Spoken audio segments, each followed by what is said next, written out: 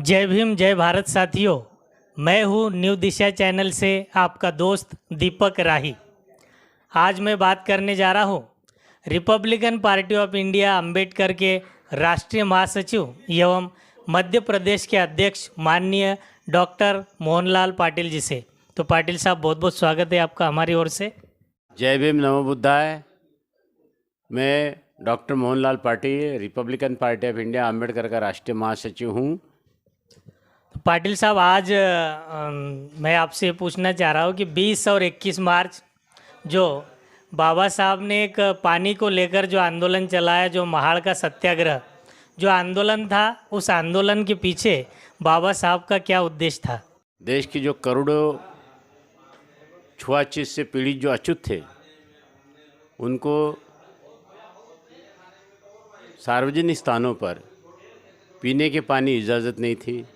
उनको मंदिरों में प्रवेश वर्जित था। उनको संपत्ति रखने के लिए प्रवेश वर्जित था। वो अच्छे कपड़े नहीं पहन सकते थे। वो घोड़े पे बारात नहीं निकाल सकते थे। वो बाजा नहीं बजा सकते थे अपनी शादी ब्याह में। बहुत सारे बंधन इस जाति व्यवस्था ने इस देश के जो अछूत हो गए उन पर उनको लाद दिए थे। और जो नैसर्गिक चीज़ें हैं, जो नैसर्गिक चीज़ें यानी जैसा नदी तालाब, उनमें भी उनको नहाने की मनाही थी। और कोई भी सार्वजनिक उस समय के प्लेस थे, वहाँ जाने की भी उनको मनाही थी। तो इसके खिलाफ जब अंग्रेज़ों की सरकार थी तो 1924 में बम्बई की विधानसभा में एस के बोले साहब ने एक विधानसभा में एक प्रस्ताव लाया कि जो सार्वजनिक स्थान हैं वो सभी के लिए खुले होना चाहिए। और विधानसभा में वो ठराव 1924 में पास हुआ। ठराव पास होने के बाद में वो सभी नगर पालिका को, सभी जगह जहाँ जहाँ थे वो सभी को भेजा गया। अब सबको ये आदेशित किया गया था कि आप इस पे इन पर अमल किया जाए। लेकिन जो महाड़ की नगर पालिका थी, जिसमें जो महाड़ चौदार तालाब करके एक तालाब था, उन लोगों ने वहाँ पे दलितों के लिए वहाँ जाने का जो आदेश हुआ था, पारित हुआ था, उसको उन्होंने उसको लागू करने से मना किया। जब ये और सिर्फ तालाब ही नहीं, तो उस समय आदेश के अंदर में जो अदालतें थे, विद्यालय थे, पनघट थी, नदी जहाँ पे लोग उपयोग करते, उन सभी स्थान खुले करने का आदेश हुआ था। लेकिन महाड़ नगर पालिका उसको मानने से इनकार कर दिया। तो ये बात जब बाबा साहब को पता चली तो महाड़ी जो कोलोबा ज़िले में महाड़ था, महाराष्ट्र के, उस तालाब के अंदर में ईसाई, मुस्लिम, अन्य धर्मों के लोग जा सकते थे। उस तालाब के अंदर में सभी जानवरों के लिए प्रवेश था, लेकिन सिर्फ अनुसूचित जाति के लोगों को वहाँ का पानी उपयोग करने के लिए मनाही थी। तो बाबा साहब को ऐसा लगा कि ये शासन का भी ये लोग आदेश नहीं मानते, इसलिए बाबा साहब ने तय किया था कि उसके खिलाफ़ वो आंदोलन करेंगे।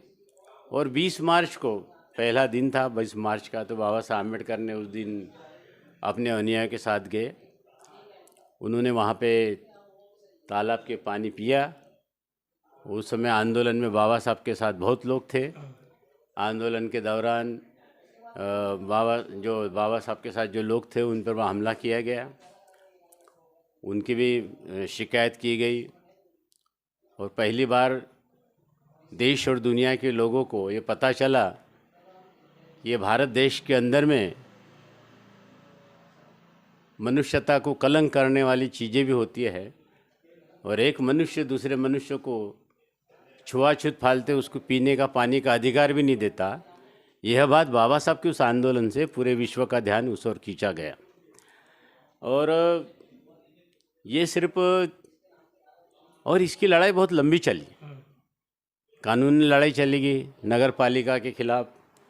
और जो बाबा साहब अम्बेडकर ने 1927 को जो आंदोलन शुरू किया था नगर पालिका के खिलाफ, बाद में भी आंदोलन होते रहे, लेकिन उसकी जो विधिवत बाद में जो 17/12/1936 को महानगर पालिका को मानने के लिए बाध्य होना पड़ा। और उन्होंने अपने नगर पालिका में ठराव पास किया कि ये हमारा जो तालाब है वो सभी के लोगों के खिलाफ रहेगा। तो ये जो हमारी देश के अंदर में जो सामाजिक जो जाति व्यवस्था के कारण जो हमारा एक बहुत बड़ा तबका है, इस देश का 20% तबका यह छुआछूत से पीड़ित था और उसको न्याय दिलाने का काम हमारे बाबा साहब ने किया।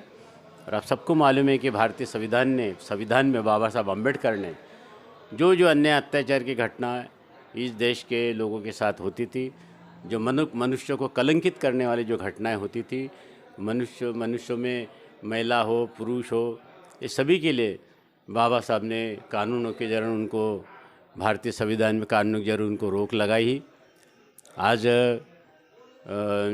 जो जल सत्याग्रह बाबा साहब ने किया था उसका आज दिन है, और ये दिन हम लोग इसलिए याद करते हैं कि बाबा साहब अम्बेडकर ने हमारे लिए क्या किया था, और हम लोग आज जिस तरह से अच्छी स्थिति में जी रहे हैं।